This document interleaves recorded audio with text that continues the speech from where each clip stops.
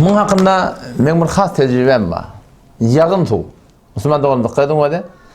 Ýagyň suw närim könendeyi tabii. Ýagyň suw Allah Taala beren ýagyň suwy saqqalyňy, tatsyňy aňyr baş ýumşak etdi. Yani esen närim könende şampuwa biziň ihtiýajymyz ýok. Näçe müň tön berip almaklyga.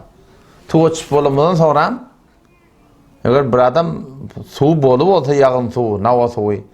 O zaman ýagyň suw tuğuç şi öteki başga birda. Yok. Ol her kimde tapylanak bu adalda.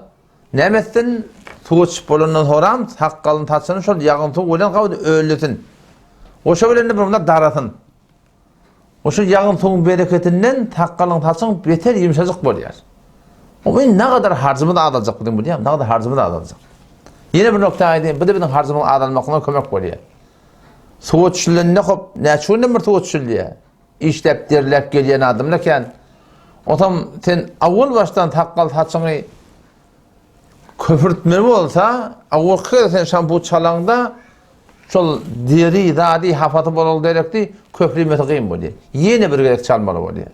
Şoňa näme etmeli? Öňçekçi sabun bilen, haýty bir gaw sabun bilen şu taqqal tatsyň bir kirini aýyrmaly, bir tabraqqa şöwlenmäli hem ýuwup köprüýdip aýyrmaly.